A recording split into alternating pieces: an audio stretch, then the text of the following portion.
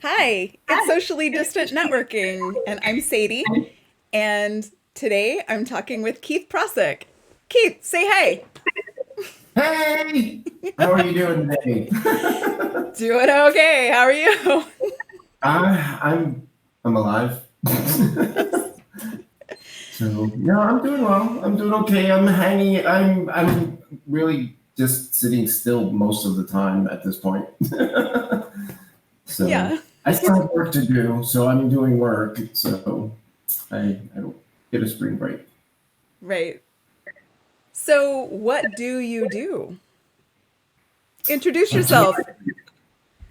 well, I actually do quite a bit. I'm mostly an artist and an architect. So I guess the thing that pays the bills is the architecture.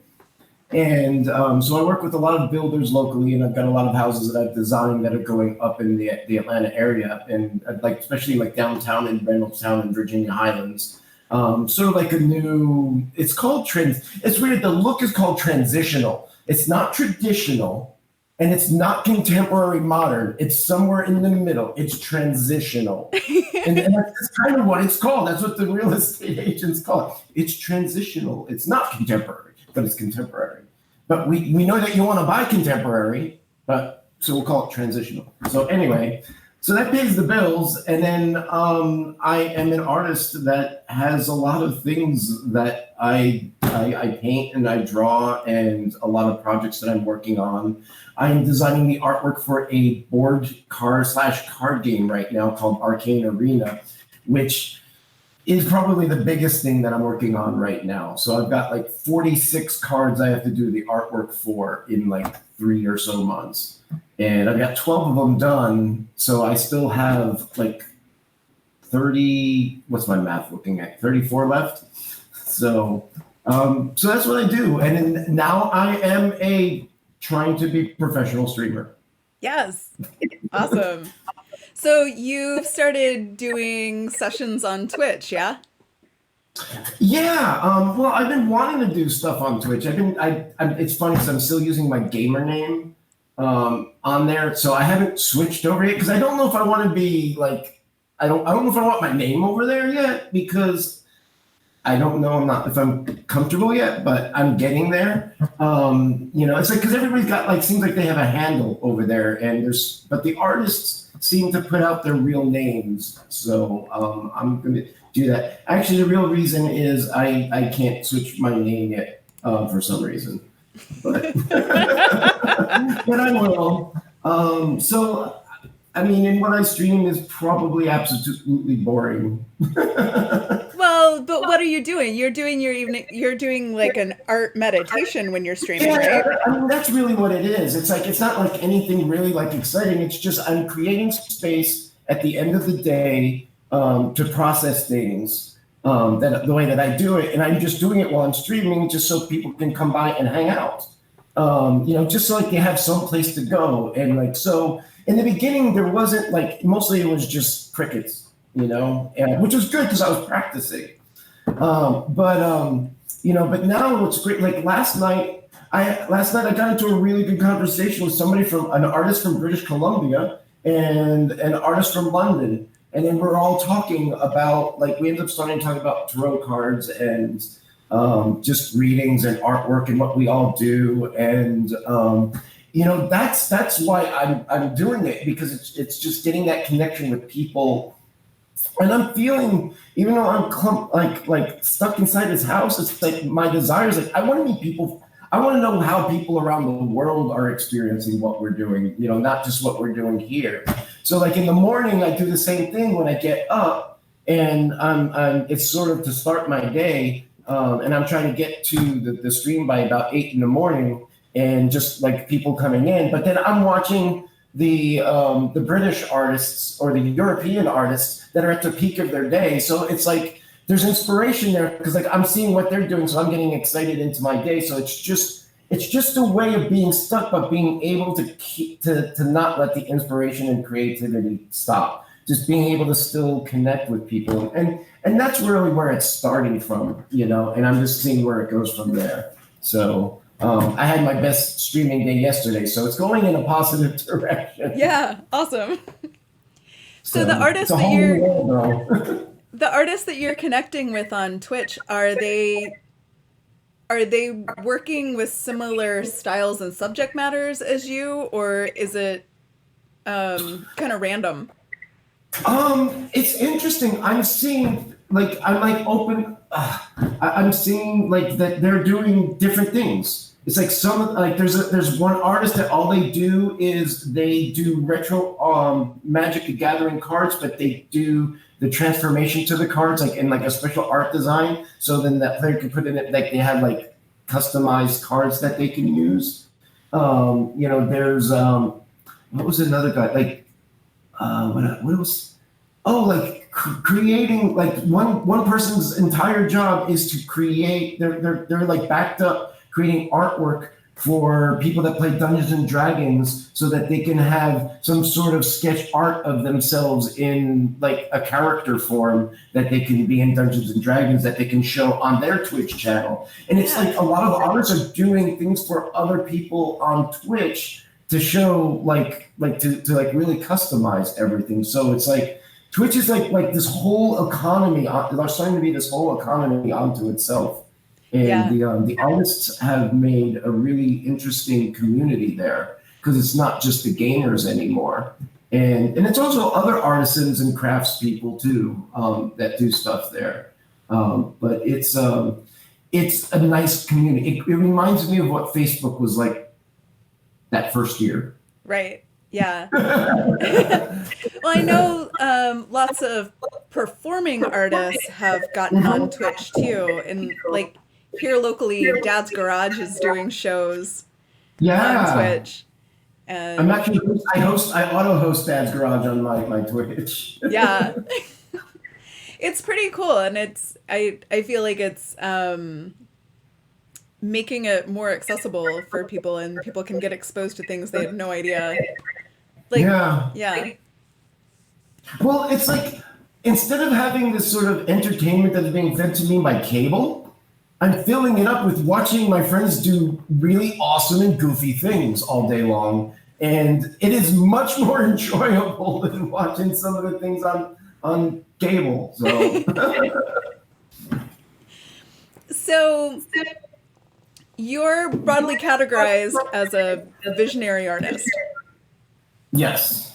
Can you, for people who don't know what that is, can you sort of describe what visionary art is and how you got here? Sure. Well, actually, hold on.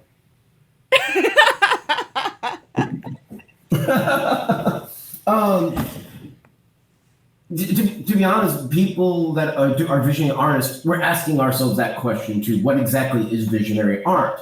Because what a lot of people would say, with like the artists that are doing the visionary art is they're using their artwork to sort of get visions of themselves or the worlds that they're trying to create or trying to understand, like to connect with themselves, like on a more sort of spiritual level, or like a higher level of consciousness. And but then you can say like, well, doesn't every artist do that? But it's like there's this sort of intentional approach to the artwork that I'm doing self work or I'm connecting with something bigger than me, and I'm using it to reflect upon myself and my like all of the stuff that I do on my canvas. It's stuff that I'm working through, and it's sort of getting visions of my mind of how I get through this moment and thing, and working it through it on the canvas, and it's my therapy, in a sense. But I mean, that's the way that I would describe visionary art. It's just an active use and practice of it within your spiritual development and your spiritual work that you want to do, or your conscious work. So that's really, it's just intentional in that sense, and that's what makes it visionary, I would say. Right on.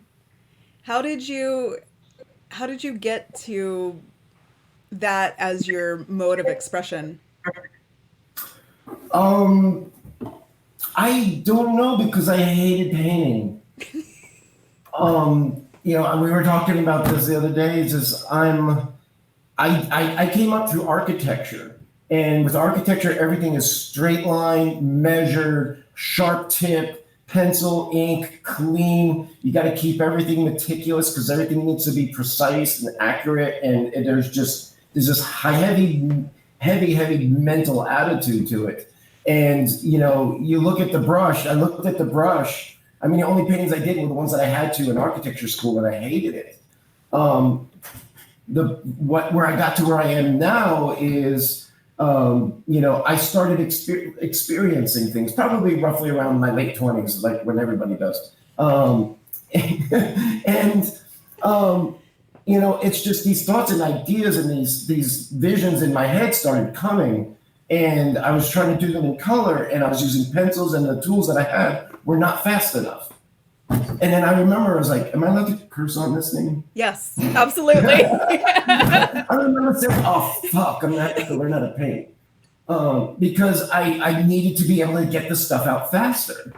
And, that's how I got into painting. And that's how I got associated with the visionary artwork, because I was getting into it the way like Buddhists do with the mandalas, because I was using it as a way of getting my my creativity under control. And as a professional creator, we have to be in a constant state of being able to create on demand constantly. And even when we don't want to, we can't run away from it. So we have to develop these tools to be able to help us in those times when we just want to sit on the couch and, do something else, and so I started getting into the mandalas, and that's what it started doing with drafting. And believe it or not, mandalas are actually architectural blueprints. Yeah, totally. Yeah. They are architectural blueprints that the Buddhists would use to talk about that deity that was in their it was like their blueprints for their multi-dimensional palaces in hyperdimensional reality, or whoever the deity is in the middle of the mandala. So that's as an architect, that got me right on board. But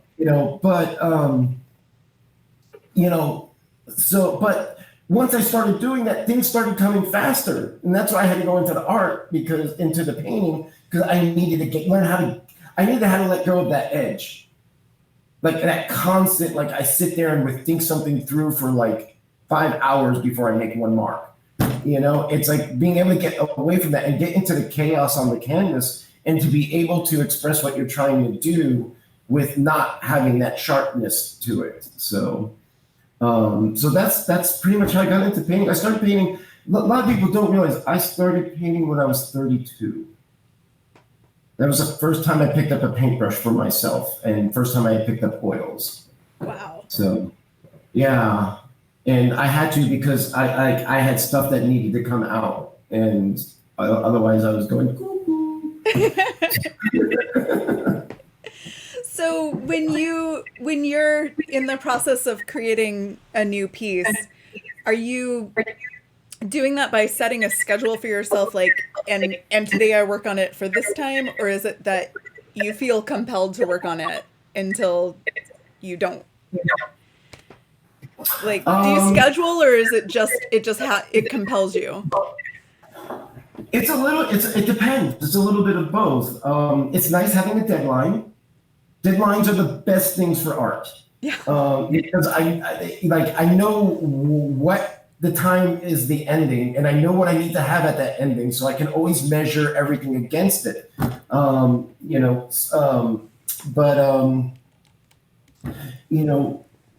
With the digital meditations, I'm trying to get out of the way. And they're exercises for me be able to just let things come on their own. But then there are times where, as an architect on the canvas, I am calculating what I want, what the colors I want to be, what I want the shapes to be. Because sometimes I'll see things in the color, sometimes I'll see things in the shape, sometimes I'll see things in this, that, or the other. And for helping me when I don't have a clear vision of which direction to go, I use color as a language. And it's if I'm feeling I only use 4 colors on my canvas, painting. I only use 4 colors. Yeah. So I use a red, which I associate with fire. Yeah. I use a blue, which I associate with water. I use a green, which I associate with earth, and I use an air, a yellow, which I associate with air. Yeah. And so, like, if I'm feeling like I need to paint an emotion, I will start with blue. If I need to ground myself, I'll start with green. If I need to get somewhere up in my head, I'll start with yellow. And if I'm trying to build up energy and get sort of my creative flow going, I'll work with the fire and I'll work with red. So that's like a tool that I've created to help keep me going when I'm stuck. So that allows things to jog through and come out. When I'm working on a commission for people, usually the least amount of information, the better. And luckily I have clients that trust me enough that like I'll be able to find that right thing. So it's a constant ego battle. It's being able to let go and let the painting be what it wants to be and not what I want it to be. And that was the hardest thing for like the first 3 years, to get myself out of the way from the piece. Like the piece wants to be what it wants to be, and it doesn't care what I think sometimes. Yeah, that makes sense. The last digital meditation I did, I'm like, please don't be a face. Please don't be a face. And it's a face. And I'm like, I didn't want to work on a face. No, you have to look at my face. So when you're doing things like faces and other representational depictions of things, do you use a reference image, or does it all just kind of come? If I'm going for a specific, for the game that I'm working on, Arcane Arena, I've got certain characters that I'm creating for the game that I'm trying, I've got in my mind a face that I'm looking for. So like I will sort of peruse the stock images for or pose images for facial structures and stuff like that, as to study from, for lack of having models in my studio, which would be nice. But so with Google and the internet, it's like I can get a model for anything that I want to look at and like even blend them together. Yeah. And I'm trying to get now that I'm doing more digital stuff. I'm trying to get into the mindset that it's okay to put a translucent overlay of an image that you got, just to use it as a guide, in the digital work. Because I'm like, you know what? I mapped it all out for 15 years. I'm done with that. I need speed right now.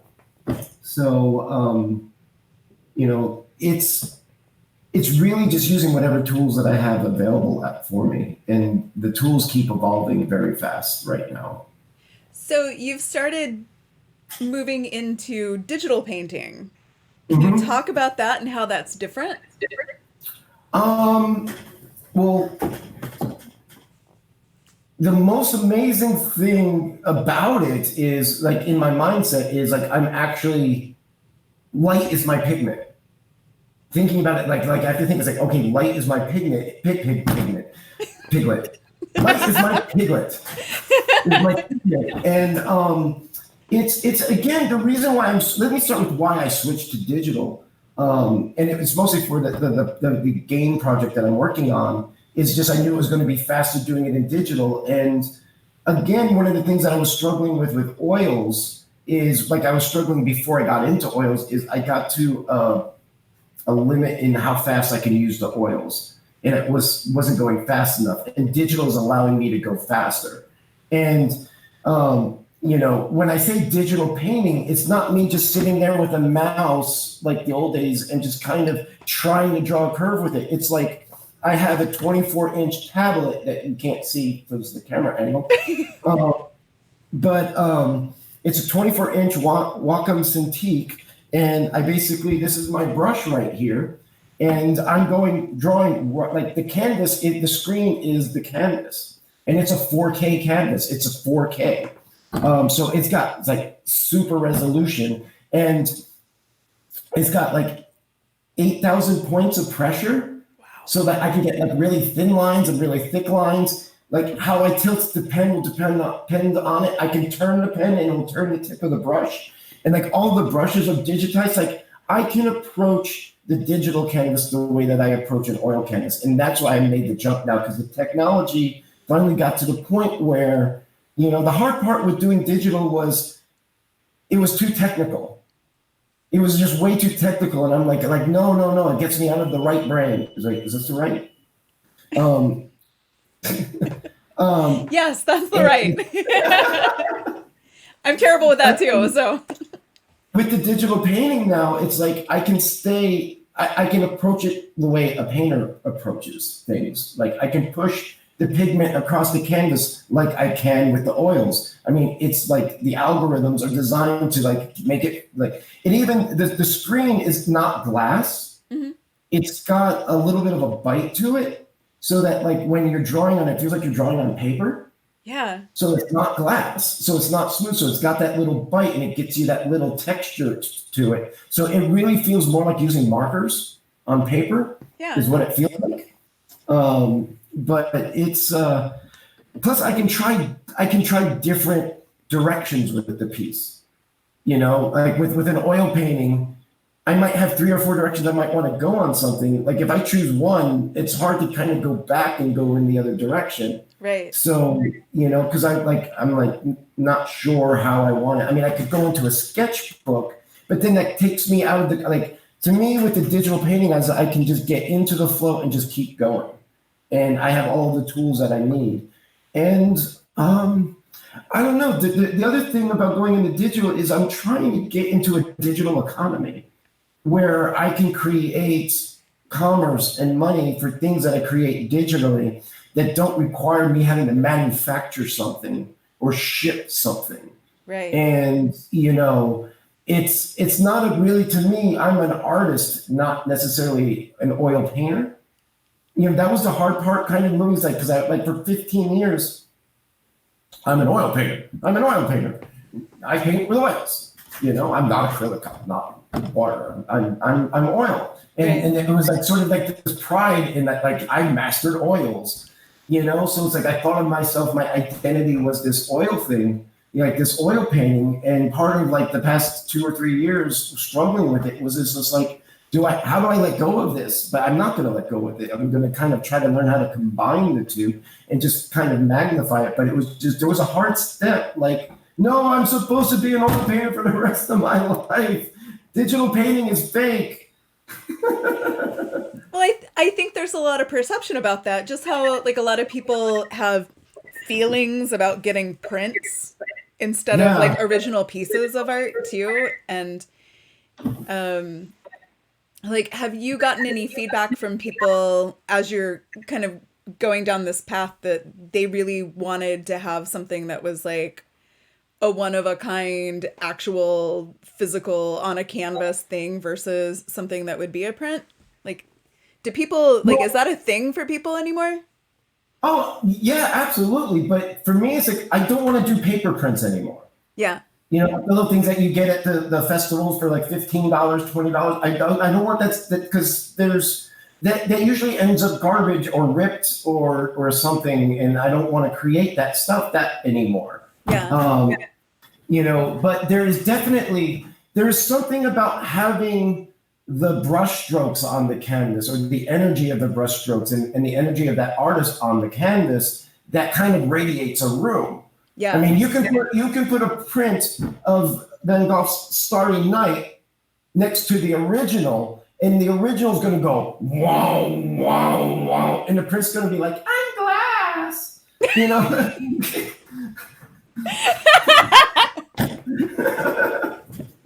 Yes. So the one of the things when I was doing the oil painting, because like it's hard, like for me to sell. Like the big wandering wheel painting that I have, or the sunstone painting that I did, that's 4 foot by 4 foot, that I spent all of the Great Recession painting. Mm-hmm. Was, in fact, that painting exists because of the Great Recession. You know, for me to sell that at $15 an hour, I would probably need to sell that piece at about $20,000. Nobody's going to give me $20,000 for that painting. So, that's the hard part of it. But then how do you capture the essence of the original brushstrokes? And then that's what led me to like getting like with the printers, printing on the canvas, printing a print onto canvas, Mm-hmm. and then doing another layer of oil as the painter on top of it. Yeah. So it gets a little bit it gets that original feel to it. Like I'll paint the edges of the piece and then I'll put another layer on it, bring the shadows out. And if I know the person, I'll put a little Easter egg in there that they'll find maybe 2 or 3 years later down the road when they're sitting at just the right angle with the right sunlight, with the right drink in their hands, and they'll look at it and they'll be like, well, I hide things in the paintings for people to find if I know that they're not, so and this way it makes theirs that they're buying unique. Yeah, totally. And now, what I want to experiment with the digital is, and I actually have a piece, I don't have the ability to show it to you, but I have a piece that I'm experimenting going back and forth. It started as an oil painting on a canvas. Now I capture it and I'm bringing it into the digital realm and I'm working on it. Then I'm bringing it back into printing it out onto canvas and putting another layer on it and then bringing it back into the digital. And I'm getting this, I'm playing with this sort of layer of depth that makes it a little bit unique so that I can have a product I hate that I have to call it a product, but I'm in the business of art. I mean, it is, yeah. It is. I mean, it's a painting. A painting is a product that you're buying. And I want it to last. I'm aiming for it to last longer than me. And, it's, the person can put it on their wall in their house. But I want, if I want to go down that road and I want to create a product in this sort of mindful cradle to cradle mentality that we're trying to create with our manufacturing and, the 21st century where we want to go with it. I only want to create things that are going to people want to keep around, that are going to hang on the walls. They're not going to shove in their closets. You don't want to put one of my paintings in your closet, so burn your house down. The painting will suffocate and blow up and blow up your house. We have a print of yours on our barn gate. So that piece is what, like 10 feet by 10 feet or something? A sunstone one. Yeah. And then we have a smaller one in our bedroom that I think is like 18 inches. Yeah. That one has never been captured. I have to lend it back to you. Yeah, that's a beautiful one of us from Circus Combustus gift that we gave y'all. Yes. And so I wanted to talk to you about that too. You collaborated on a series that is fairly outside of your standard style with artists in Circus Combustus. And can you talk about that experience of making a collaborative series, a collaborative piece? And oh yeah, definitely. And well, my comfort level with collaborating in artwork comes from Richard Hicks. Visible Man. And he and I painted side by side for about 3 years, from about like 2010 to 2013. And we were at Collab. Collab, then we were at the Goat Farm, then we were at Blue Tower. Yep. And so we were jumping all over. But I learned how to collaborate with him. And because like we went to I don't know if I'm allowed to use the word boogie. Yes.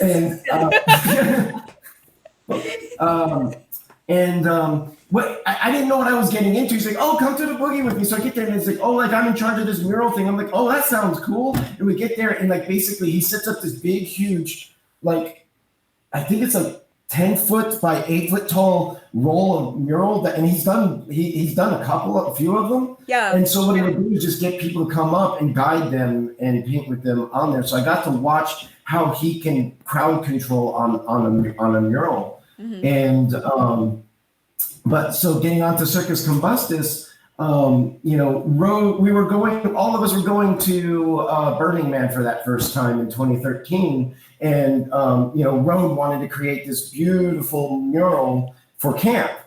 And it was like 4 panels, like roughly about 4 foot by 8 foot. I think we had to cut it for scaffolding. measure it to fit scaffolding or something like that. And so yeah, so like we every time it just ended up after the years of doing that, we created a series of pieces. For every time that we go out, Circus Combustus goes out to Burning Man, we do a mural. And it's done by the artists of Circus Combustus, and we're typically painting people of Circus Combustus in the paintings. And I think we were out there when we finally got them transferred to the big 16-foot by 18-foot banner. So we have like 16, what's 16 times 3? 48? Yes. Yeah. 16, so like 48 foot by like 8 foot tall of Circus Combustus murals of us paintings of us of ourselves. Yep. So that was like our frontage on Esplanade. So it's wonderful having people that you can collaborate with, where there's like it's no like you step on them and they start barking at you or whatever. It's just you working together and just guiding this piece into into existence, and collaborating with Rode and Richard, and I've got another piece that I'm collaborating with that Rode and Richard have worked on and Monet has worked on. In the meantime, we've got a 4th circus mural getting ready to start, but I don't know what's going to happen with that one. So we will see. Awesome. But I like collaborating with other artists, and it's a lot of fun. And yeah, so. But yeah, Circus Combustus. So when you're working on those pieces, do you start knowing your endpoint? I will answer that with this question. My paintings are done when I sell them or I'm dead. There you go. Got it. So, I mean, I've learned, because I work on, like this piece behind me over here, I've been working on this piece for 14 years. So sometimes I'll go back to it. I'm go away from it, but I use it to study the human form. It's one of my studies for human forms. But I'm always, because I'm working on paintings across time, I've learned to be able to have a painting in a sense of completion every time I'm done working on it for that moment. Mm-hmm. So that like if I do die, it looks good. Got it. So if you're working in that iterative way, do you find yourself challenged with judging what you've done in the past? All the time. There'll be paintings that like I get stuck on, and then they just become a sore point for myself. And I stopped working on them because I didn't know what to do with them. Mm-hmm. And then they'll go and they'll sit for like 4 or 5 years, but then all of a sudden something will click, I'll be working on another piece and something will click on that piece that will like create a Christmas light of ideas that go back, and then all of a sudden I'm working on this piece that I haven't touched in 6 years. Yeah. And then all of a sudden I will finish it in 2 days, and then so it's like it's being in a state where you're ready to receive the message when it comes. Now, if it's a client and there's a deadline, that's a completely different thing. Sure. But the paintings that like I'm doing for myself, that I'm just exploring stuff or I'm practicing stuff is, they're never done. They're never done. There's always something, there's more shadow to add. There's always more shadow and more light to add to a painting. Do you feel like when your art goes out into the world, do you feel like it's making you vulnerable to people not having the context of where your story with the piece is coming from? Or once it goes out into the world, do you feel like it has its own life? Um, that's where it is now, where I can completely detach from the piece and send it out into the world and be done with it. In the beginning, it was hard because like I think it took me 4 years to sell my first piece because I didn't want it to go. Which was good because it helped lift up the value of the piece because I was like, okay, I'm not going to let it go for anything less than this because I'm enjoying it. But once there was a time one time, when was it? Was it it might have been 2016.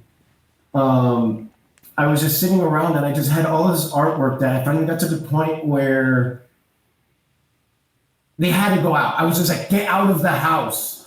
Like sending your kids to college. Just get out. And I ended up doing some sort of marketing thing in like, I think it was August of 2016. I think I ended up selling like 20 pieces of my work that month just because but it was the intention of me, okay, it's time for you to go. Mm-hmm. And we sent it out and, but now, I mean, I've got some pieces that I'm not ready to let go with because I'm not done with. But at this point, like I feel very, very comfortable being able to just, and also to being able to let it go, but then also when I'm working for a client on a commission and a deadline, because there's always something more that I can do with the piece to be able to like, okay, yeah, it's done. Right. The budget has run out on this one. I gotta start the next one. So as someone who has been professionally in a high hourly rate type profession as an architect, or some architects are high hourly rate, how did that influence how you price your art and the value of your time as you're creating art? Or do you find that those have had any relationship with each other at all? It's been a lifelong struggle to get the two of them to be happy with each other between architecture and art. Believe it or not, it uses my brain completely in different ways. Sure. And it's hard. It's really, really hard to switch back and forth because with the artwork, I need to be able to just completely let go. And with the architecture, I have to this shit can fall down and kill somebody. Yes.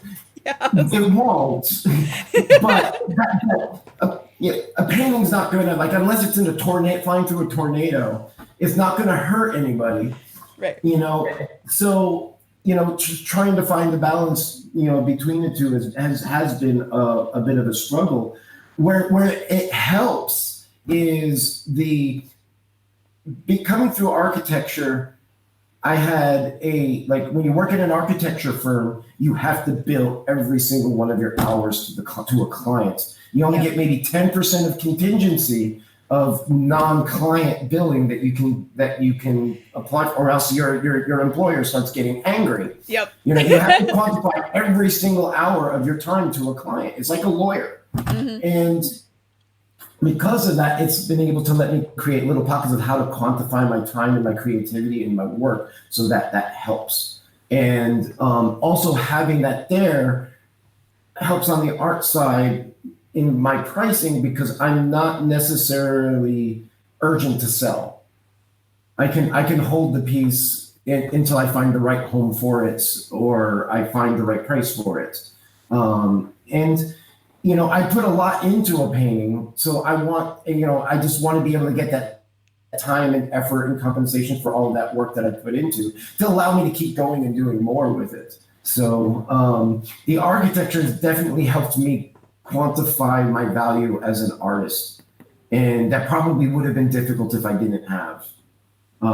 Because it's really a struggle to quantify your time on the canvas. Yeah. It's really hard.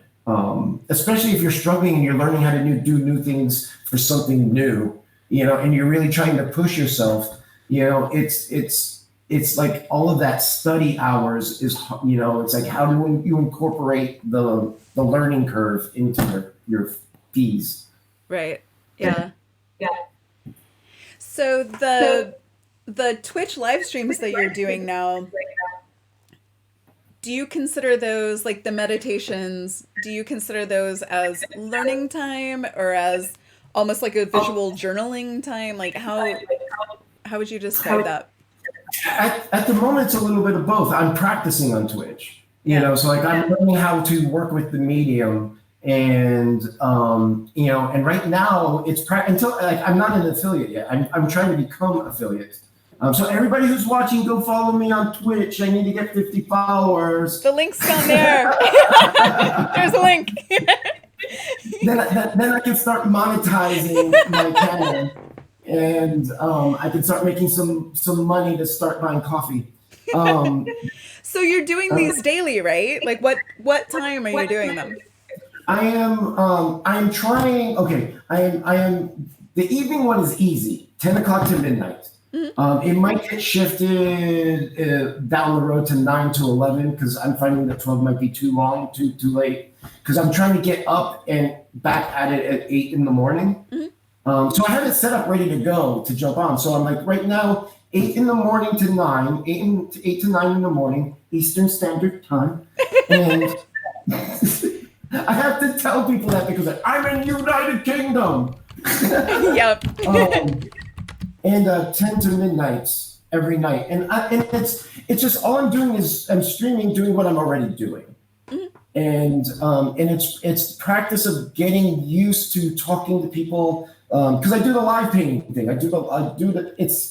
It's being able to do live painting whenever I want to do it. Right. And not wait for an event to come around. I mean, I'm sure I can go do it on the corner, but that would be weird. But it's everything's always practice, and I'm trying to get better at it. I'm trying to look better at it. It's weird watching yourself on video. Yes. Oh my God. You see, like the first time I watched it, like I kept going down, scratching my ankles. Yep. It was just like, it's like, but I'm learning, but I'm watching, and I can now get through videos watching myself without like turning them off and running away. So it is practice. What it's leaning towards is, I don't know.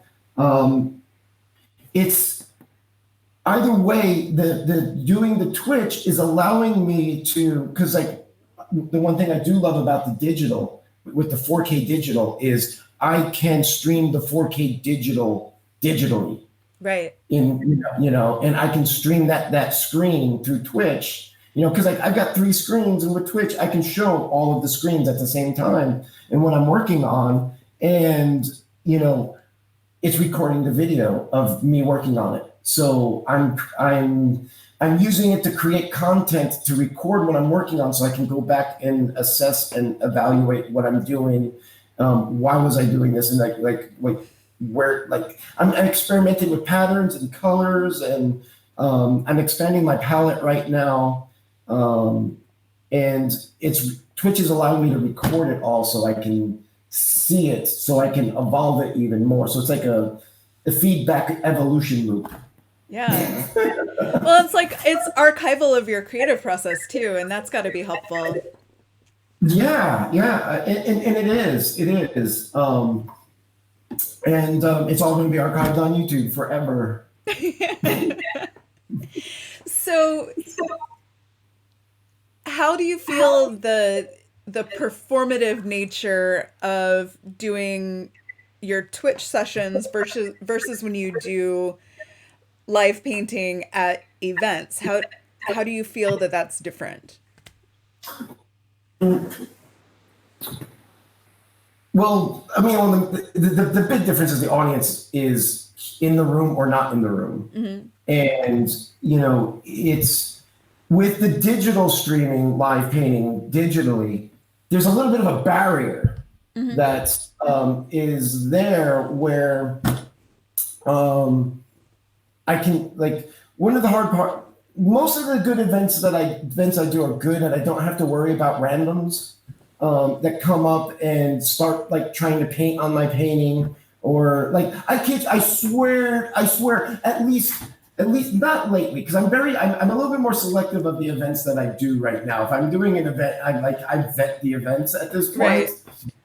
But like literally, like when I first started doing it, like in the first formative years, I literally, every event there would be at least one person that would come. I'd be on the canvas painting on the canvas, paint on the brush is on the canvas, and the person comes and is like, "Did you paint that?"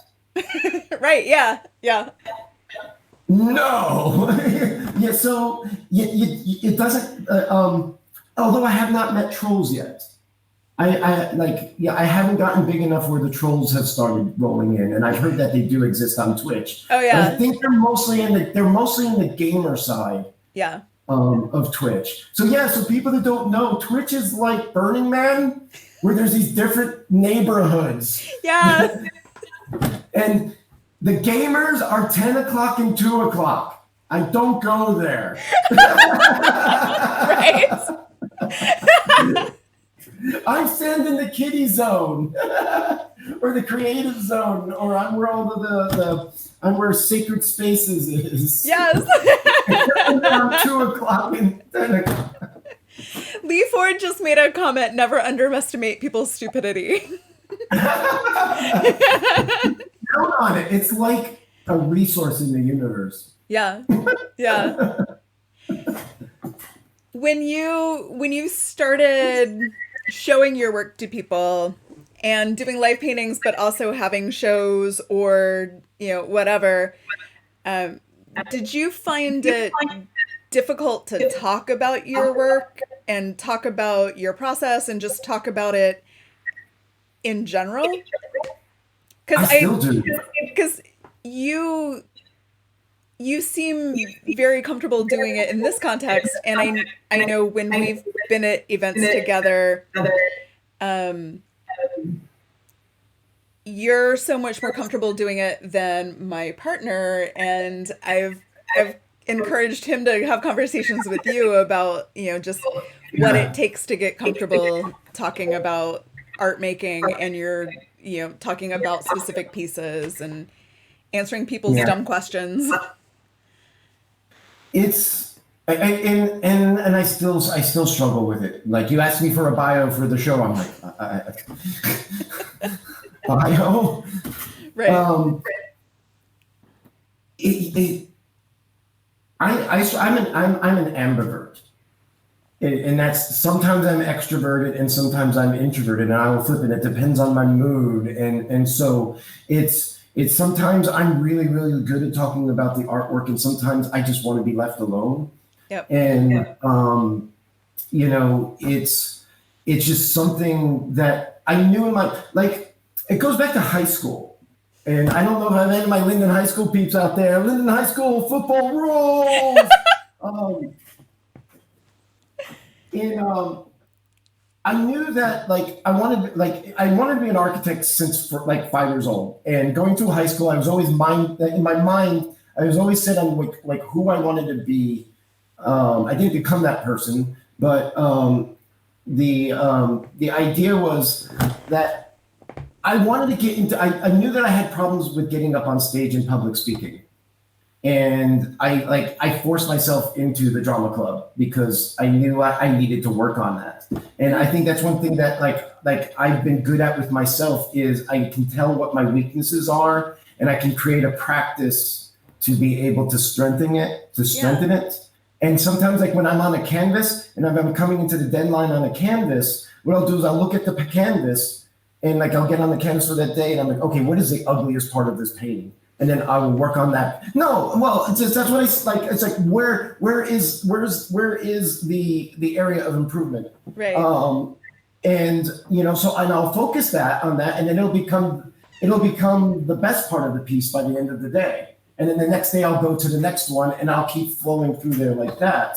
And that's how I did it with the live painting. Mm-hmm. And being able to talk about my artwork was to just even though it hurt and it was a struggle, it's just like I had to keep doing it, but then having a little filter on the back of my head of like, how did I want myself, what did I want my professional image to look like too? And tying my professional artwork with my professional image and being able to use that as the filter to be able to, whenever I'm talking about my artwork, talk in that way. I mean, my work's very loud. So I tend to be loud, or I'm loud. My work tends to be loud, color-wise. It's just practice and pushing through, and especially the things that we have difficulties with, and being able to, as like I always in my head, it's always the word is practice. It's a practice. This is a practice. And, developing the ways of being able to look at yourself and where you need to improve. You need to improve how to talk about your artwork.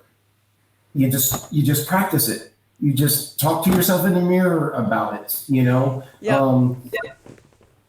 Like, for example, like how you can change something. And I don't know if this sounds weird or sociopathic, but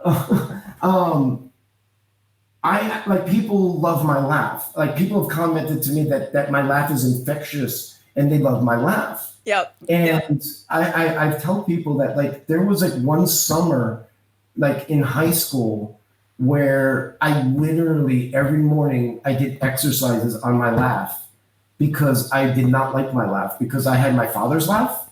And I did not like my father's laugh, and mostly because I didn't like my father's laugh because people associated me with him, and I was trying to create my own identity. But I had to sit there and work on my laugh, and through that process, it allowed me to like, okay, what is a laugh? Where is the laugh coming from? Right.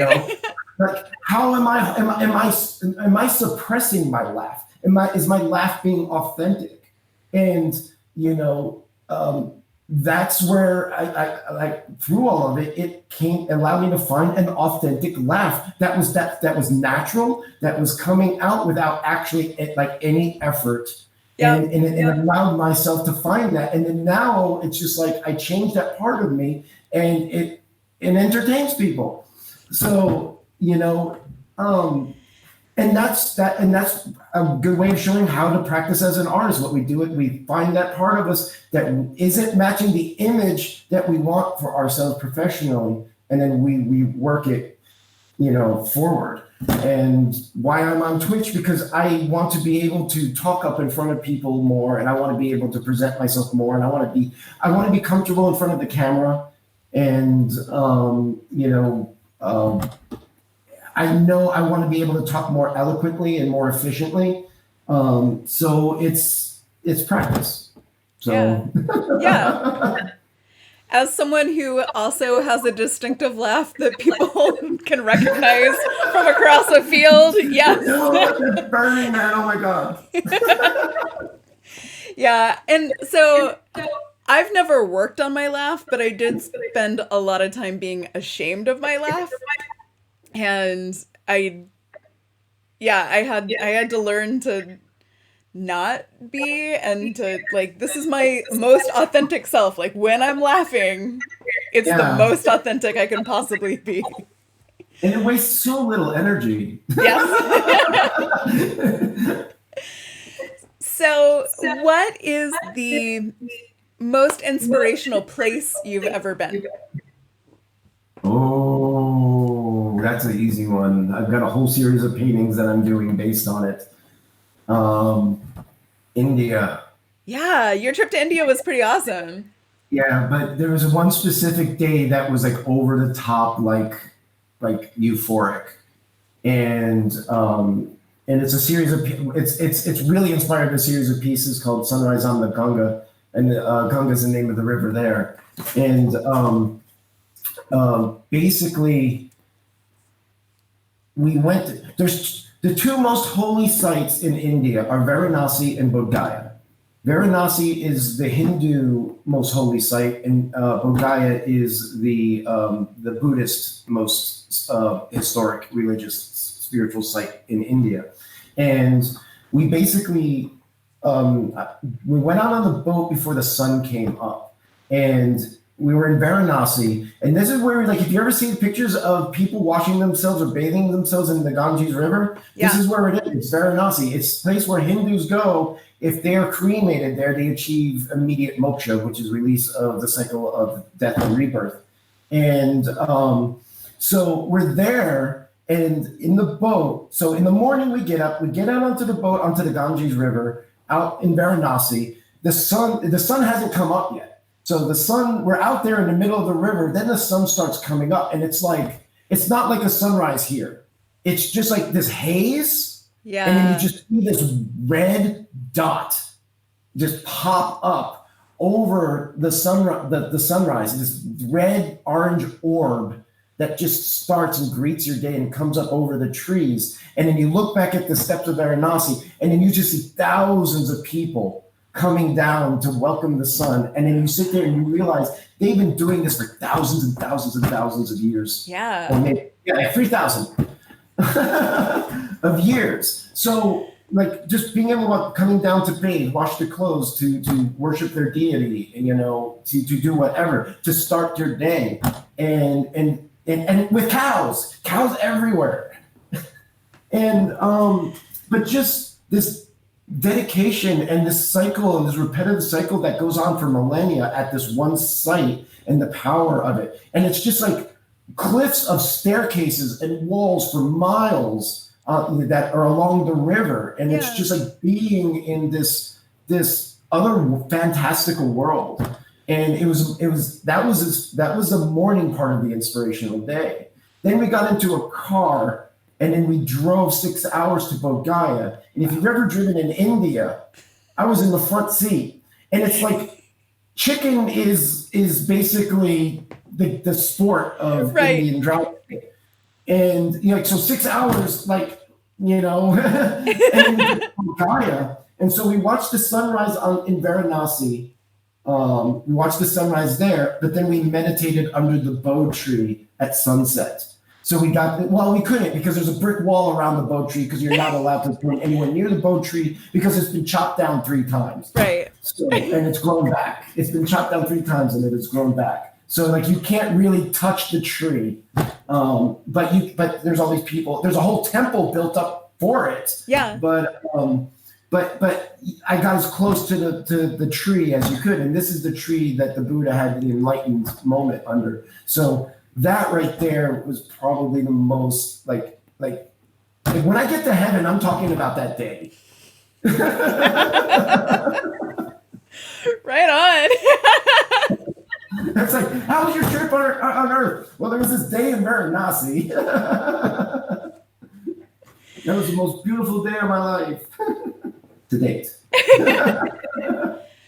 Well, we are at an hour, so I'm gonna wrap us up and shut it down. And if you stick around for just a second, let's say goodbye Sure. to everyone. Bye, Bye. everyone. Next time. Thank you for watching.